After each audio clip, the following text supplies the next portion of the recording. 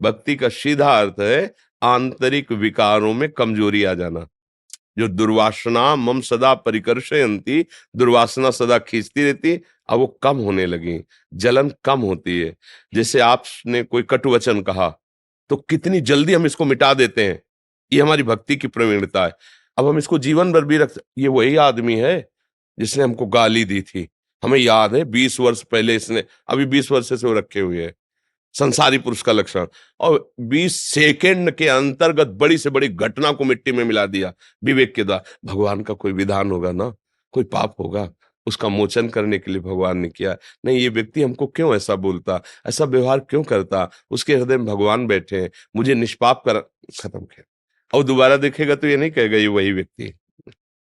तो हमारी भक्ति का वर्धन हो रहा है, इसके लक्षण व्यवहार में काम क्रोध लोभ आदि जितने द्वंद्व हैं, जितने विषय, उनका कम होना, और भजन में बार बार स्वाभाविक वृत्ति बढ़ना, ये दो लक्षण होते हैं। विकारों की कमी और प्रभु के नाम जप, प्रभु की लीला कथा वार्ता, ये सब प्रिय लगने लगे। जैसे एक आदमी है, वो अपनी माँ को पत्र भेजा, माँ को पढ़ना नहीं आता था, दूसरे व्यक्ति से पढ़ा, सुनाओ, वो पढ़ रहा है, माता जी आपके हम चरण स्पर्श करते हैं, हम बहुत अच्छे हैं, वो पढ़ रहा है, पर माता जी के हृदय में क्या हो रहा है, एक एक शब्द अमृत की तरह जा रहे, क्योंकि मेरे लाला की बात हो रही ना। जब भक्ति बढ़ेगी तो प्रभु की बातें ऐसे लगने लगेंगी, मेरे प्रभु की बात हो रही, सुनाने वाला ऐसे सुना रहा है, वो तो निपटाना है, उसको सुनाना है, लेकिन सुनने वाला कैसे सुन रहा है, मेरे प्रभु के एक एक अक्षर, उसके माँ से पूछो कि एक एक शब्द का कैसा प्रभाव पड़ रहा है, माँ मैं सुखी हूं, तुम निश्चिंत, लेकिन पढ़ने वाले में कोई फर्क नहीं पड़ रहा। जब भक्ति का रंग बढ़ेगा तो पढ़ना और सुनना, प्रभु की सेवा करना, प्रभु का नाम जप करना, आए हुए लोगों से मिलने का व्यवहार, किए हुए अपमान निंदा को सहना, इसमें बड़ी प्रवीणता आ जाती है। तब समझ में आता है हमारी भक्ति का रंग बढ़ रहा है। पर कुछ समय तक विपरीत दिखाई देगा।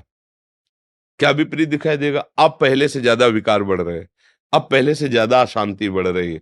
ऐसा इसलिए लगेगा कि वो उभार करके नष्ट किए जा रहे हैं जो छुपे हुए हैं। तो पहले कुछ समय तक धैर्य धारण करे, नहीं तो फिर वो सोचेगा कि भक्ति का लक्षण तो ये है, और मेरे अंदर तो विकार बढ़ रहे हैं, भक्ति मतलब इसका कोई लाभ नहीं मिल रहा। ऐसा नहीं है। प्रारंभिक दशा भक्ति की ऐसी होती है जो अनर्थ निवृत्ति करती है। तो हमारे मन की वासनाएं पाप जब नष्ट होते हैं तो हृदय में जलन होती है, मन चंचल होता है, क्योंकि वो फंसना नहीं चाहता प्रभु के चरणों में, वो विषयों में भोगना चाहता है। तो कुछ समय तक तो लड़ाई लड़नी पड़ेगी, और संभल के रहो कि कुशंग ना होने पावे। फिर आगे जब बढ़ोगे तो आपको अनुभव होने लगेगा कि जो समुद्र की तरह विकार थे अब तरंग की तरह हो गए, जो ज्वाला की तरह जलाते थे अब चिंगारी की तरह हो गए, धीरे धीरे बुझ गए, शांत, हृदय आनंद से भर गया और प्रभु की झांकी हृदय में होने लगी। ये अंतिम भक्ति का फल है। अनुराग में प्रेम में डूबा हुआ, प्रभु के प्रेम में छका हुआ, कभी उनके रूप का चिंतन, कभी लीला का चिंतन, कभी आह भर के रोना, कभी आनंद की उमंगन में नाचना, वो दिव्यता आ जाती है।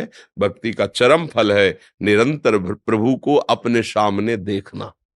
प्रभु ऐसे थोड़ी कि झांकी दिए चले गए, नहीं, पी मूरति नयनन बसै, ते ही रस रहा है समाये, अपने प्यारे नेत्रों में आके बस जाते हैं।